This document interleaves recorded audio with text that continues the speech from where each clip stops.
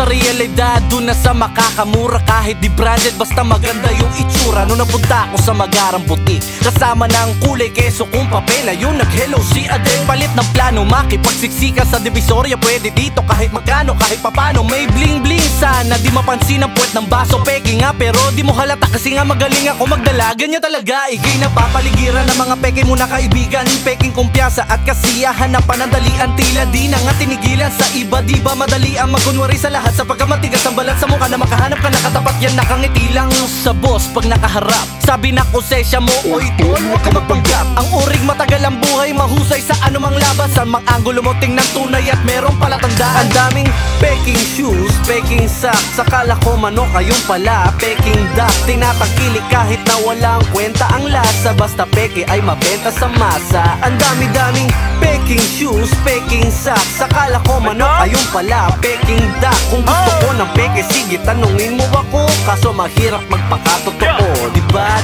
Sa dami nang namimeke, dapat alisto ka lagi. Di mo masabi kung si pare padablis sumatake. Kunwari, tropa peeps o kapatid, madalas yung madulas at matabis magsalita. Masyado pa yung mabait, oy, ang bait-bait. Kapag nakaharap pa, talikod change topic agad. Talak na ng talak ka, ang sarap malapak man. Para talagang tumatak manajak na mga mapagpanggap dyan, na parang takal ako mag-rap pack. Shit, real talk ito, dito ganda iba dyang mga hipokrito. Plastic, real toxic bro, kasi yung baho ng hininga nyo kakatalk shit yo. Wala na mas peke pa sa paborito mo na reality show. Wala na mas peke sa dede ng mannequin. Wow, tangina mo, wala na mas pepeke pa sa iyo, kundi ako, lalo na kundi kayo totoo. Ang daming peking shoes, peking socks. Akala ko manok, ayun pala peking duck. Tinatangkilik kahit na walang kwenta ang lasa, basta peke ay mabenta sa masa. Ang dami-daming peking shoes, peking socks. Akala ko manok, ayun pala peking duck. Kung gusto ko ng peke, sige tanungin mo ako. Kaso mahirap magpakatotoo, diba?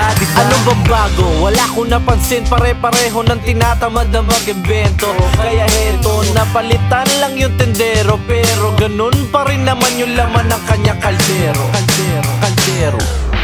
Bueno, peking shoes, peking socks, peking boots, peking slacks, emsing wak, peking kiko, peking pooch, peking glock, pecs. Buti nandiyan ka para ituro sa bagets na mga wex ang tamang peg, kasi marami nandiyan pecs. Next, madaling masira sa isang sipa lang balina. Kahit mantika, harina, maling na galing sa China o bossen. Bawal ang lutang, buwang mukhang nabunutan ng tutsang sa oplang tukang. Kaso may peking sundalo, may peke ding kabo. Sa peking husgado na may peking hurado, peking kaalyado, mga peking kaaway. Kung meron na mimeke, syempre meron din tunay. Wag mawalan ng gana kapag nilapagan nasa habag. Kainan ay dapat na magpasalamat ka sa ambag. Sa sarili wag mahabag, basta tunay na tao ka, magaling kahit galing sa Tiangge yung bag. Ang daming peking shoes, peking socks. Akala ko manok, ayun pala peking duck. Tinatangkilik kahit na walang kwenta ang lasa, basta peke ay mabenta sa masa. Ang dami-daming peking shoes, peking socks. Akala ko manok, ayun pala peking duck. Kung gusto ko ng peke, sige tanungin mo ako.